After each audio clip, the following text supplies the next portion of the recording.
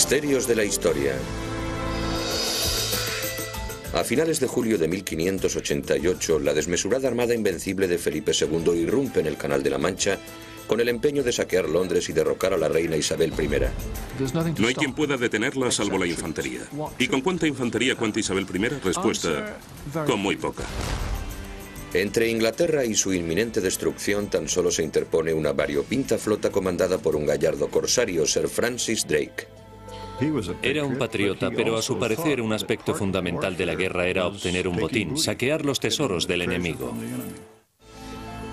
La Armada Invencible.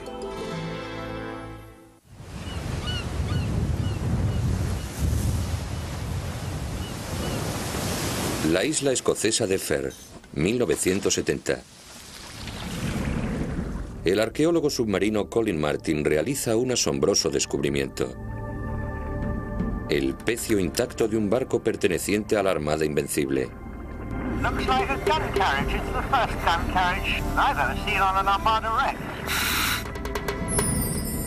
Entre los artefactos recuperados, Martin halla atractivas pistas acerca del colosal enigma que rodea a la gran flota, incógnitas que han desconcertado a los historiadores durante centurias.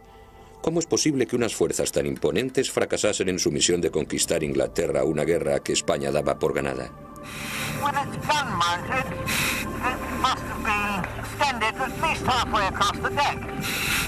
Antes de descubrir un buen número de pecios de la Invencible, tan solo sabíamos lo que nos decían los documentos. Hallando los restos de los navíos, estudiándolos mediante técnicas arqueológicas modernas y reconstruyendo su fisonomía previa al naufragio, estamos viajando en el tiempo. 1558, el gigantesco imperio español se dispone a ceñir todo el globo terráqueo.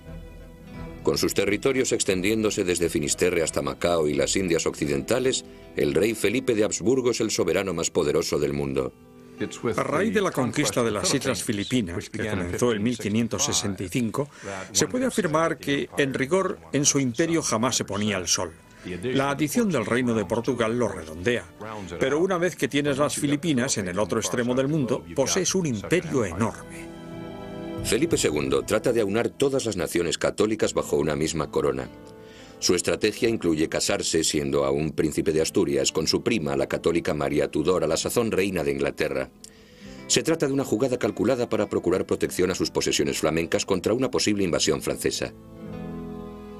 Uno de los grandes atractivos del matrimonio con María Tudor, una mujer mucho mayor que Felipe y que posiblemente ha sobrepasado la edad fértil, es no obstante que se trata de la reina del país que se encuentra frente a los Países Bajos, y aunar Inglaterra y los Países Bajos le brinda protección para sus territorios. A instancias de su esposo Felipe, la reina María Tudor comienza a instituir una armada moderna. Bautiza su primer barco con el nombre de Felipe y María en conmemoración de su casamiento. Sin embargo, se avecina una contrariedad. María fallece a causa de un cáncer de ovarios. Cuando la hermanastra de María, Isabel I, sube al trono en 1558, comienza inmediatamente a restaurar el régimen protestante en Inglaterra. En un postrer intento de detener el proceso, Felipe escandaliza al mundo proponiendo matrimonio a Isabel. Creedme, si no fuese por el amor de Dios, jamás haría tal cosa.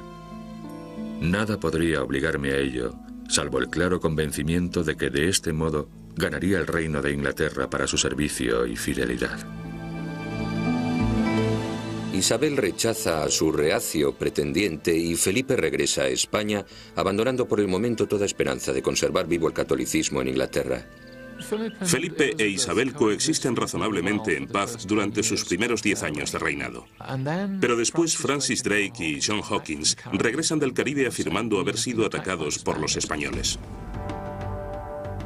Durante varios años el capitán inglés John Hawkins y su joven primo y pupilo Francis Drake han explotado una lucrativa ruta de tráfico de esclavos entre África y las colonias españolas del Nuevo Mundo, ocasionando grandes disgustos al rey Felipe. Estrictamente hablando, estos hombres eran piratas, y pocos de ellos se plegaban a la autoridad de Isabel I, por mucho que ésta financiase sus expediciones. Drake alegaba contar con el beneplácito de la reina, pero jamás lo demostró a nadie, de modo que los españoles consideran esta práctica mera piratería. Cuando las tormentas fuerzan a las baqueteadas naves de Hawkins a buscar abrigo en un puerto mexicano, la Armada española no deja pasar la oportunidad de tender una trampa a los incautos ingleses. Hawkins y parte de sus hombres se las compusieron para huir por los pelos a otro buque llamado Minion, y el propio Drake se embarcó en un pequeño navío. Hawkins le envió órdenes de regresar. Volved, llevo demasiados hombres a bordo de esta nave y quiero que recojáis a algunos. Drake hizo caso omiso a su orden, no regresó y partió por su cuenta de aquel puerto, abandonando a Hawkins con su barco sobrecargado. Respaldando a sus capitanes corsarios, Isabel responde a este ataque a las naves inglesas, asaltando 5 galeones españoles cargados de tesoros. Felipe II, airado, comienza a maquinar un modo de derrocar a Isabel. Inopinadamente se le presenta la ocasión propicia en 1570, cuando el Papa Pío V excomulga a la soberana. La bula de Pío V declara depuesta a Isabel y autoriza a cualquier católico para asesinarla y a cualquier monarca católico para destronarla. De modo que el Papa recurre a Felipe II y le propone hacerse cargo de la empresa. Al principio el rey no se muestra interesado. Sin embargo, un agente papal destinado en Inglaterra, Roberto Ridolfi, se presenta en la corte española y dice: «He urdido una conspiración para vos». El intrincado plan de Ridolfi para asesinar a Isabel y sustituirla por la católica reina de Escocia María Estuardo intriga a Felipe. Promete enviar fuerzas invasoras a fin de secundar la insurrección, si bien jamás llega a estallar. Los espías de Isabel descubren el complot. Arresta a los conjurados. A raíz de la maquinación de Ridolfi, Isabel está dispuesta a cooperar con cualquier opositor a Felipe II. Isabel comienza a proveer descaradamente de fondos y tropas a los revoltosos holandeses a fin de sostener su guerra contra España. Más adelante pone en práctica una campaña para atacar a Felipe donde más le duele, en su bolsa. A partir de 1572, Isabel comisiona a Hawkins y Drake para emprender una serie de expediciones corsarias. Con la mayor frescura saquean las posesiones españolas de la cuenca del Caribe, capturando un sinnúmero de ricos botines. Francis Drake adquiere una reputación casi mítica entre los españoles a causa de sus diestras y audaces hazañas. Cada vez que enviaban informes a la metrópoli, en lugar de escribir que se había producido una incursión pirata y la ciudad había resultado incendiada, decían: «Hemos padecido la peor correría pirata imaginable». No solo es un pirata y por añadidura inglés, sino que se trata de Drake, el dragón. Cuando Felipe II envía una inmensa flota a la caza de Drake, el artero navegante pone rumbo oeste y regresa a Inglaterra circuyendo el globo, convirtiéndose así en el primer inglés que logra semejante proeza. Se trata de una circunnavegación. Drake bate un récord al completar la vuelta al mundo, obteniendo un magnífico botín asaltando y asesinando. Y todo ello a expensas de Felipe II. Al rey prudente le hierve la sangre cada vez que recibe noticias de un nuevo golpe inglés, y sin embargo se resiste a contraatacar contundentemente. Por fin el rey se ve obligado a tomar la iniciativa en 1585 cuando Drake traslada sus razias a los puertos gallegos, según se dice profanando iglesias y atacando a curas y monjas. Es la guerra. Y Felipe II escribe de inmediato al Papa diciéndole: «Santidad, ahora estoy listo para hacer cuanto me pedisteis. Destruiré a Isabel y lo haré ya».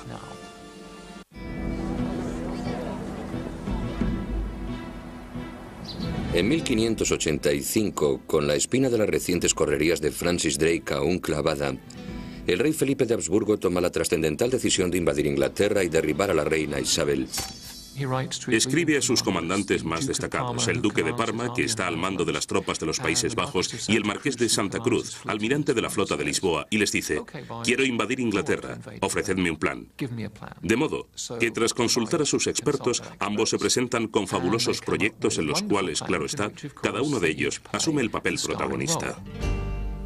El marqués de Santa Cruz responde el primero. Una gran armada navegará hasta Inglaterra y desembarcará una fuerza invasora. 18 días más tarde, el duque de Parma remite a su rey una misiva de 28 páginas en la que detalla su plan. Una ofensiva relámpago sobre Londres por parte de sus tercios de Flandes. Tanto el de Santa Cruz como el de Parma presentaron sus respectivos ardides a Felipe II, y este los revisó y comenzó a urdir su propia estrategia. Felipe, tomando una funesta decisión, ordena que se combinen ambos planes. El marqués de Santa Cruz zarpará de Lisboa al mando de una gigantesca armada, se reunirá con el ejército de Flandes del duque de Parma y juntos sitiarán Londres. Tan grandiosa táctica enamora a Felipe hasta tal punto que parece ciego ante los riesgos inherentes al intento de aunar dos grandes contingentes militares separados por 1800 kilómetros. Todos los oficiales españoles que algo sabían acerca de estas cuestiones habían admitido que el plan flaqueaba en lo fundamental.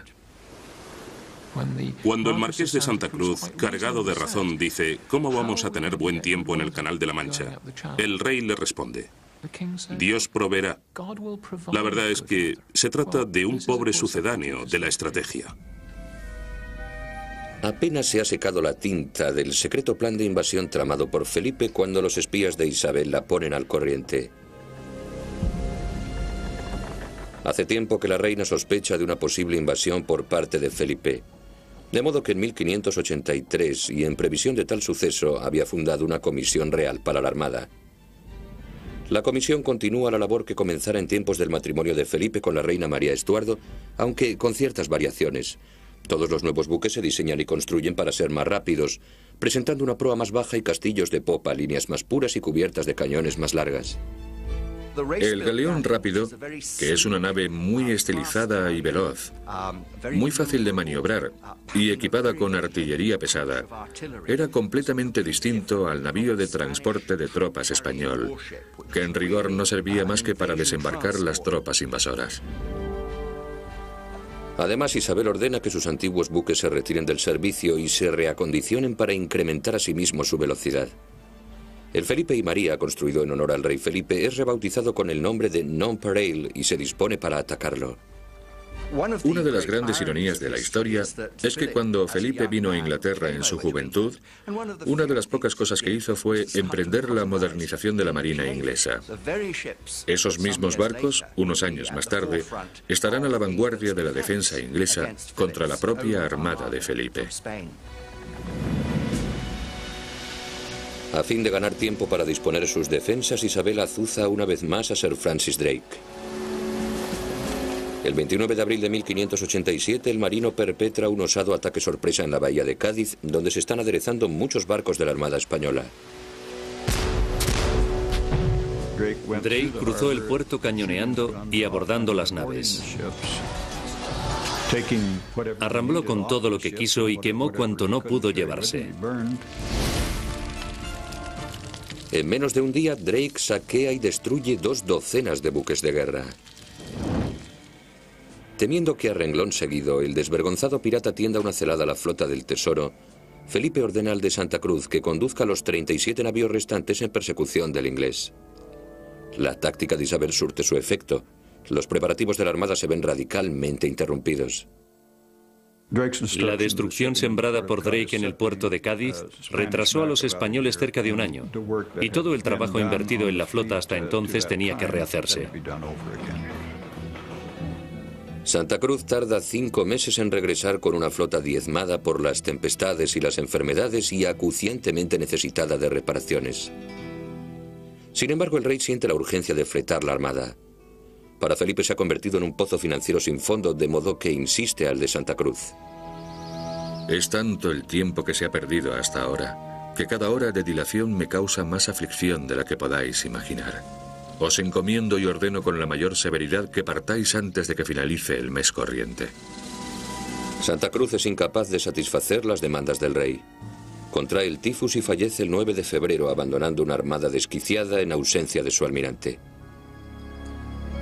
El rey debe encontrarle un sustituto inmediatamente. En Lisboa nadie cuenta con la experiencia ni el estatus social necesarios para comandar una flota tan aristocrática. La Armada ha atraído a sus filas a todo tipo de notables españoles, así que quien quiera que asuma la responsabilidad del marqués debe gozar de distinción social. Así las cosas, el duque de Medina Sidonia es el candidato lógico. Pese a ostentar un título y un linaje adecuados para el cargo, Medina Sidonia carece de experiencia naval. Cuando Medina Sidonia recibió el nombramiento de manos de Felipe, al parecer se quedó estupefacto. Era consciente de los problemas y, a mi juicio, sabía perfectamente que no era el hombre idóneo. No dudo que vuesa majestad me otorgará la merced que humildemente le suplico, y no me encomendará un menester del que a buen seguro no podré responder a satisfacción, puesto que ni sé ni entiendo de él. Me falta la salud precisa para navegar y no dispongo de dineros que gastar en la empresa. ¿Y por qué, se preguntarán, sigue adelante el rey? La respuesta es muy interesante. Los secretarios del rey leen la misiva, pero no se la transmiten. Responden directamente a Medina Sidonia. No se la hemos mostrado al rey, porque todo el mundo sabe que se os ha encomendado esta misión. Y si se supiese que habéis escrito en términos tan pusilánimes, quedaríais desacreditados inmediatamente. Se trata de una amenaza bien tangible y surte efecto. Al cabo de una semana, Medina Sidonia cabalga hacia Lisboa. Ahora la suerte de la armada se encuentra en manos del reluctante e imperito duque de Medina Sidonia de 38 años. Tras la muerte inesperada del marqués de Santa Cruz, el rey Felipe II se apresura a buscarle un sustituto capaz de poner a punto la grandiosa armada invencible. Se decide por el duque de Medina Sidonia. Felipe II lo nombra comandante. Él se muestra remiso, pero acude a Lisboa y, sorpresa, al cabo de 6 semanas, la armada se hace a la mar. En 6 semanas zarpa. No está mal. El duque, un puntilloso organizador, se hace a la mar en un tiempo récord al mando de una armada que incluye unos 19.000 infantes, 7.000 marineros, 1 millar de caballeros de fortuna, 180 clérigos y 130 navíos para transportarlos a todos. A los ojos de las multitudes que desfilan diariamente por el puerto, la armada merece el apelativo de invencible. Mas las apariencias engañan. A fin de obtener los barcos necesarios para una empresa de tal envergadura, Felipe de Habsburgo hubo de esquilmar todo su imperio, principalmente a costa de los navíos mercantes que se reconvirtieron en buques de guerra. La armada es, en gran medida, una mezcolanza, se podría decir. Los tipos de nave eran variados, las baterías de cañones disparejas, las tripulaciones eran diversas, todo carecía de auténtica uniformidad. A fin de armar a esta dispar flota, Medina Sidonia requisa todos los cañones que encuentra en el vasto imperio español y apremia a las fundiciones para que fabriquen más piezas de artillería. En su prisa por desplegar la armada, la cantidad prima sobre la calidad. A resultas de tanta precipitación, buena parte de los 2.431 cañones de la flota es de muy pobre factura. Sus diferencias son extraordinarias. Por ejemplo, el escuadrón castellano, que cuenta con barcos muy buenos, carece de artillería suficiente. Monta cañones de 12 libras, que no están mal para vérselas con corsarios y piratas, pero no sirven para encarar una batalla naval. El 25 de mayo de 1588, Medina Sidonia despacha un correo al duque de Parma, comandante de las tropas terrestres de los Países Bajos, informándole de que la armada invencible se hace a la mar. Recomienda al de Parma que comience a disponer sus tropas para el encuentro y subsiguiente conquista de la Inglaterra protestante. Bautizada con el nombre oficial de Felicísima Armada y bajo el pendón de la Cruzada Católica, Felipe considera a su flota imbatible, amparada por la mano de Dios. En sus instrucciones a la Armada, hace hincapié en la sagrada empresa que la flota se dispone a acometer. Proscribe expresamente la blasfemia, la sodomía y las mujeres a bordo, todo cuanto pudiese comprometer el cariz religioso de la expedición. Pronto, el destino pone a prueba las convicciones de Felipe, ya que la invencible ha de vérselas con una intempestiva borrasca. Para el 24 de junio tan solo han llegado a la altura de La Coruña y allí los sorprende una violenta galerna que dispersa a la flota. En una carta al rey, Medina Sidonia pone en duda que Dios milite verdaderamente en el bando español, provocando una airada respuesta de Felipe. Yo tengo ofrecido a Dios este servicio. Adelantaos pues a lo que os toca.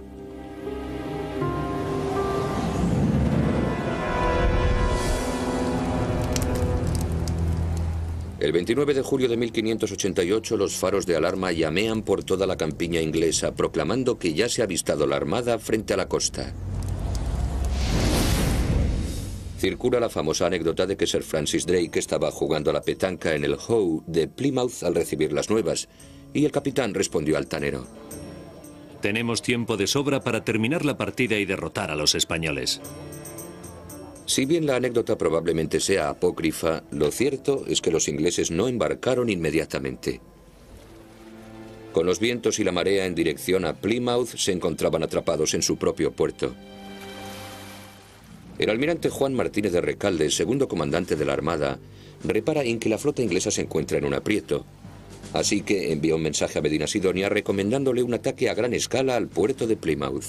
A mi juicio, si se hubiesen situado a la entrada del puerto de Plymouth y quizá les hubieran enviado un puñado de brulotes, barcos incendiados, los ingleses habrían estado perdidos. Sin embargo, Medina Sidonia ha recibido órdenes estrictas de no atacar a no ser que se vea obligado a ello. Su misión consiste en reunirse con el duque de Parma e invadir Inglaterra. Por consiguiente, decide ignorar a quienes le sugieren atacar Plymouth y continúa avanzando por el Canal de la Mancha, permitiendo así que los ingleses salgan y los combatan. Se libraron por los pelos. Pienso que fue un error. Al alba del 31 de julio, los vigías de la Armada descubren con sorpresa que una gran flota ha aparecido como por arte de magia por Barlovento. Haciendo un esfuerzo hercúleo, las 70 naves inglesas han salido del puerto de Plymouth remolcadas por botes de remos. Amparada por la oscuridad, la flota del almirante Charles Howard ha rodeado a la Armada y goza de la gran ventaja de estar situada a Barlovento. En una batalla naval, el bando que se encuentra contra el viento tiene las de ganar. De modo que situarse a Barlovento, como se dice más apropiadamente, te confiere una ventaja inmediata sobre tu enemigo. Y los ingleses se situaron de este modo desde el principio.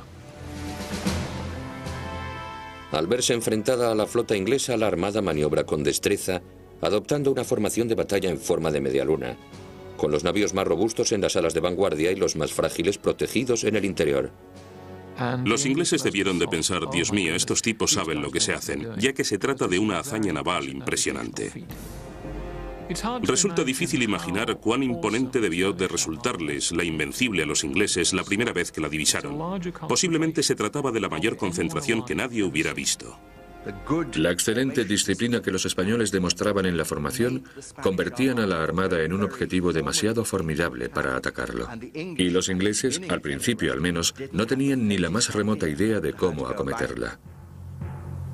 Cual David encarándose a Goliat, los navíos ingleses se aproximan a la Armada con cautela, escogiendo uno de los buques de la parte externa de la formación como blanco de su cañoneo desde la lejanía.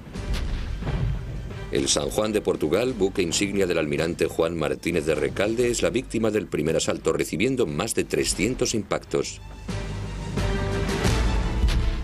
Pese a que la lejanía del atacante minimiza los daños, Recalde teme que su miscelánea artillería no sea rival para la superioridad inglesa en potencia de fuego. Puesto que nuestras naves mediterráneas no están dotadas de tanta artillería pesada como las enemigas, estas se aproximarán y nos infligirán cuantiosos daños. El barco de Recalde sobrevive a la primera jornada de batalla. Sin embargo, otros navíos españoles no tienen tanta fortuna. Un buque llamado San Salvador estalló y hubo de ser evacuado por los españoles. En la confusión ocasionada por este incidente, otro navío, el Nuestra Señora del Rosario, uno de los mayores y mejor armados de la flota, colisionó con otro buque de la Armada. Pierde el palo mayor, y un barco sin palo mayor es ingobernable. Así que Medina Sidonia, antes que nada, trata de echarle un cable.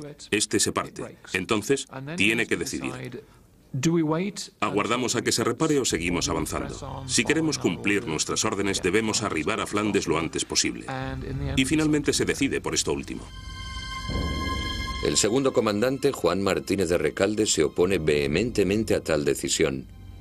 Pero una vez más, el obstinado Medina Sidonia hace valer su autoridad. El Nuestra Señora del Rosario, con 50.000 ducados del Tesoro Real y grandes provisiones de preciosa pólvora a bordo, es abandonado a su suerte para que se defienda por sí solo de la envalentonada armada inglesa. Al amanecer del 1 de agosto de 1588, el comandante del malhadado Rosario descubre atónito que la armada se ha esfumado. Lo ha abandonado, continuando viaje hacia Flandes, donde se encontrará con el duque de Parma.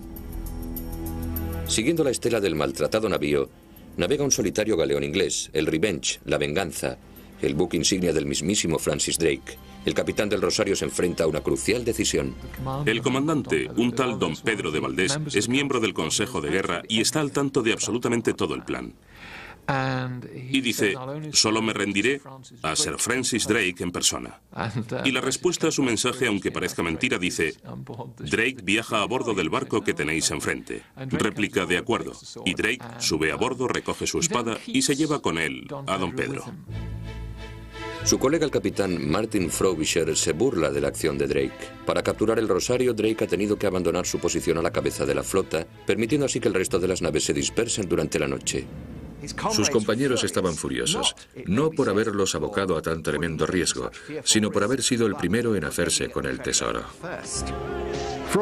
Cuando Frobisher descubrió lo que Drake había hecho, pensó que había actuado así bien por cobardía, bien por traición. Dijo, desconozco el motivo, pero a fe mía que es uno de esos dos. Lo que Frobisher no sabe es que Drake podría haberse apoderado de algo más que el tesoro del Rosario y su capitán. No es más que una teoría, pero a mi juicio, el hablar directamente con uno de los capitanes del escuadrón, sometiéndolo a un sutil y mesurado interrogatorio, descubriendo quizá cómo habían concebido la ofensiva, es como apoderarse de los planes secretos del adversario. Al día siguiente, Drake arremete contra un nuevo barco español. Lo rodea una y otra vez lanzándole andanadas. Se diría que trata de averiguar cómo responden los españoles, y la respuesta es no hacen nada. En los días siguientes a la captura del Rosario, los comandantes ingleses se muestran más atrevidos. Se aventuran más cerca de los buques españoles y los acosan con un fuego incesante. Aún así, el intenso cañoneo parece incapaz de frenar el implacable progreso de la armada incontenible hacia los Países Bajos, donde se encontrará con el ejército del duque de Parma para invadir Inglaterra.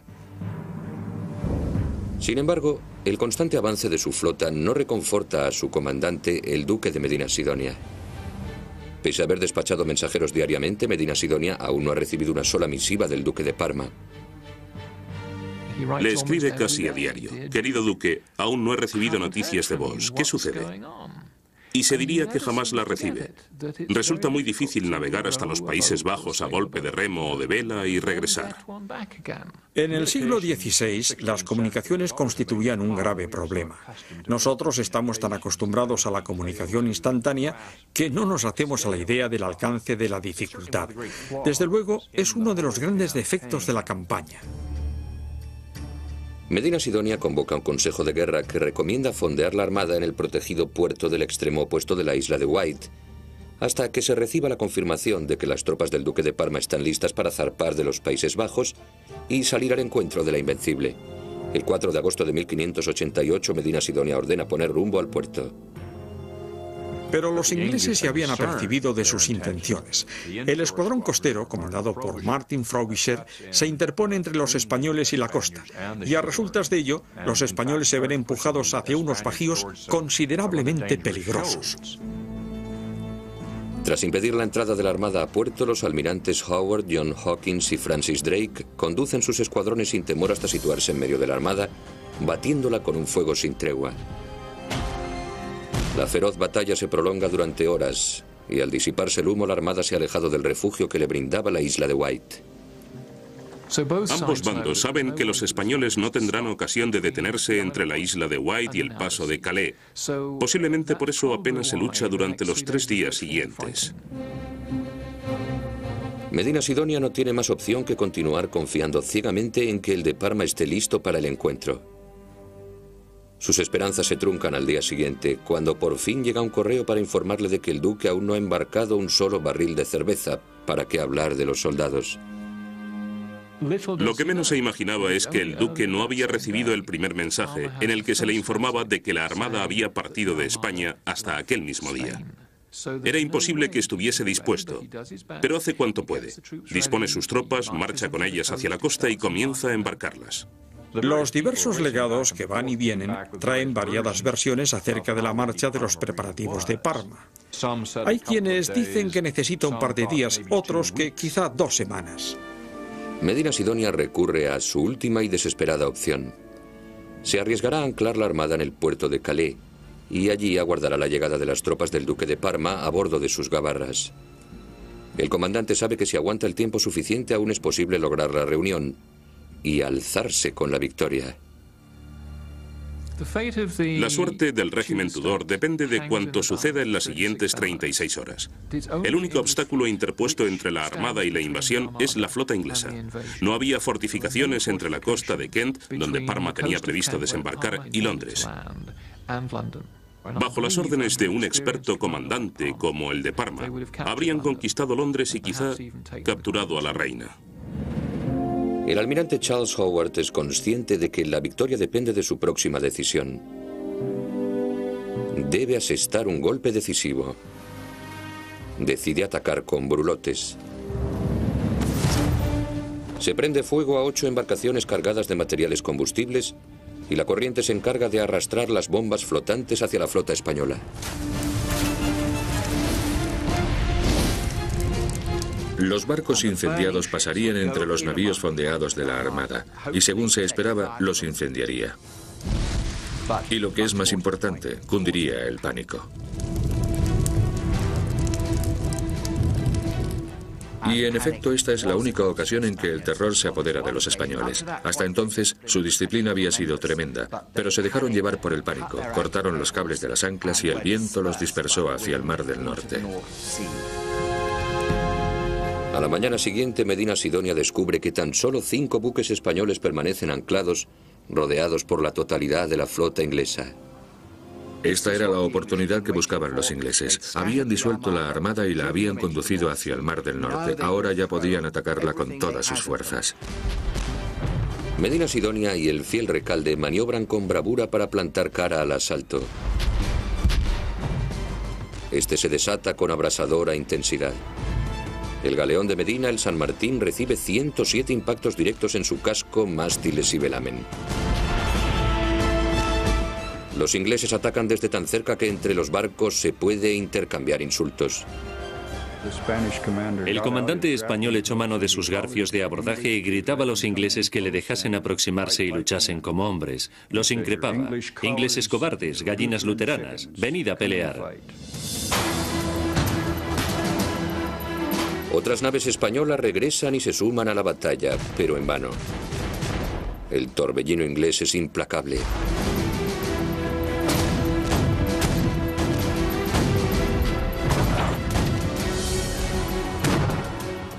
Por las cubiertas de los buques de la Armada corre a raudales la sangre de los 1000 españoles muertos y los 800 heridos.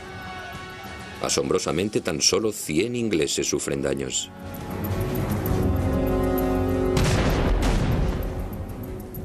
La agresión finaliza cuando los barcos ingleses agotan su munición, pero el daño ya está hecho.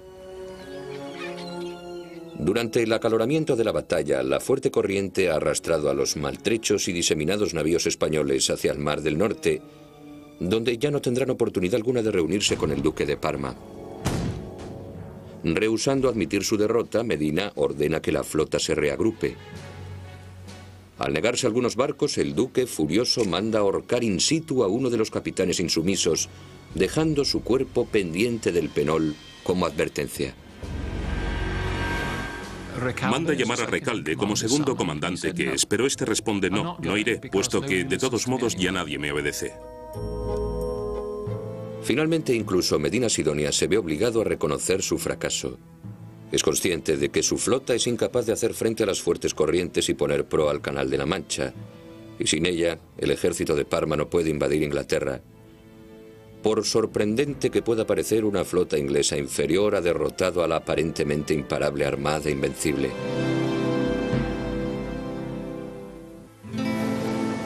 En el Mar del Norte, a la deriva, Medina Sidonia y sus capitanes evalúan sus cada vez más menguadas opciones. Llegan a la conclusión de que lo más acertado es regresar a España. Y la única ruta segura, sin tener que encararse de nuevo con los ingleses que los han derrotado, es rodeando Escocia. Tan pronto como los barcos ponen rumbo norte, se topan con un rosario de violentas tempestades. Una buena parte de los malparados barcos pierde sus jarcias y se estrella en las inhóspitas costas de Escocia e Irlanda. Quienes no perecen ahogados se ven a merced de los soldados ingleses destinados en la región. La triste realidad es que los ingleses lo rodearon y tirotearon. Después, desde luego, los ingleses culparán a los salvajes irlandeses de haberles matado a golpes para robarles el dinero y las alhajas. Pero lo cierto es que fueron los propios ingleses los principales culpables de la matanza de varios millares de españoles que desembarcaron en las costas irlandesas. El 21 de septiembre de 1588, 2 meses después de la dichosa partida de La Coruña, Medina Sidonia regresa renqueante a España al frente de 8 baqueteados galeones. Su buque insignia se sostiene literalmente gracias a las maromas que ciñen su casco. De las 130 naves que zarparon hacia Inglaterra, 70 se han perdido junto con 12.500 hombres. El almirante Juan Martínez de Recalde, el segundo comandante de la Armada, también consigue regresar a España, donde muere al cabo de 2 semanas. En cierto sentido, Recalde es quien tiene la última palabra, ya que lo último que hace en su vida es cursar un informe en el que critica sin ambajes, explícita y reiteradamente, las decisiones de su comandante supremo Medina Sidonia. Sin embargo, posiblemente el rey jamás llegó a leerlo. A resultas de ello, las investigaciones oficiales exoneran a Medina Sidonia y a Parma, si bien jamás dan respuesta al principal enigma. ¿Por qué fracasó la Armada? Por supuesto, lo primero que hacía todo el mundo era atribuir a Dios tanto la victoria como la derrota. A raíz de la debacle de la Armada Invencible, en Inglaterra y Holanda se celebraron grandiosas procesiones y oficios religiosos dando gracias a Dios por la victoria. Sin embargo, los expertos se pusieron a analizarlo. A lo largo de los siglos, los estudiosos han propuesto multitud de teorías para explicar el fracaso de la Armada Invencible. En 1967 la controversia se reaviva cuando los arqueólogos descubren el primer pecio de los 8 hallados frente a la costa irlandesa. Entre los restos del Santa María de la Rosa les aguarda una gran sorpresa. El primer barco naufragado carecía absolutamente de artillería. Pero lo que realmente nos sorprendió fue hallar una gran pila de proyectiles, ya que los historiadores nos dicen que la Armada fue derrotada, o al menos es una de las razones, porque se le agotó la munición. Esto sucede varios años antes de que el doctor Colin Martin descubra la siguiente pieza del rompecabezas: cañones intactos. Algunos de los gigantescos cañones presentan graves defectos de fabricación, por lo que son proclives a estallar. Sin embargo, todos comparten un problema común. El doctor Martin repara en que entre la mezcolanza de cañones, cada uno de ellos precisa de un calibre distinto, un sistema terriblemente confuso e inoperante cuando se está librando una batalla. Los españoles se enfrentaron a enormes problemas para distribuir la munición adecuada para los cañones adecuados en los barcos adecuados. Y al parecer debió de producirse tal caos que la mayoría de los buques embarcaron balas de cañón que no se correspondían con el calibre de los cañones de a bordo. Para colmo de males, ulteriores investigaciones demuestran que muchos de los mayores cañones españoles iban montados sobre tremendas cureñas de 2 ruedas. Esta disposición tan poco manejable los hacía casi imposibles de maniobrar y recargar en el transcurso de la batalla. En definitiva, los españoles lanzaban una andanada y a continuación tenían grandes dificultades para volver a disparar. En cambio, los ingleses, al haber desarrollado tácticas de artillería portátil, podían cargar y volver a cargar durante todo el combate, gracias al reducido tamaño de sus cureñas navales. Esta fue su arma secreta en 1588. ¿Pudo ser este talón de Aquiles lo que descubrió Sir Francis Drake al capturar el Rosario y a su capitán, don Pedro de Valdés? ¿Fue esta la clave secreta que finalmente permitió a la flota inglesa infligir tales daños a la Armada en el paso de Calais? Drake es un hombre muy desenvuelto, habla castellano. Es muy fino y educado. Podría haber reparado en que la nave, a pesar de su gran tamaño, cargaba cañones larguísimos y quizá preguntase cómo pensaban recargarlos. Y don Pedro puede que le respondiera: la verdad es que jamás se nos ocurrió. Pensamos, una andanada y al abordaje. Y Drake: sí, muy interesante, continúe. Resulta inevitable pensar que esta prolongada conversación pudo proporcionar a Drake muchísima información. Si bien los descubrimientos del doctor Colin Martin arrojan nueva luz sobre el misterio de la inoperancia de la Armada en combate, Algunos eruditos opinan que no son sino los síntomas de un problema mucho más grave. El auténtico hierro, la equivocación fundamental, se remonta al estadio de estrategia y planificación. No es un buen plan. Confiar que una flota se reúna con un ejército que se encuentra a 1000 millas marinas en plena edad de oro de la navegación es un error.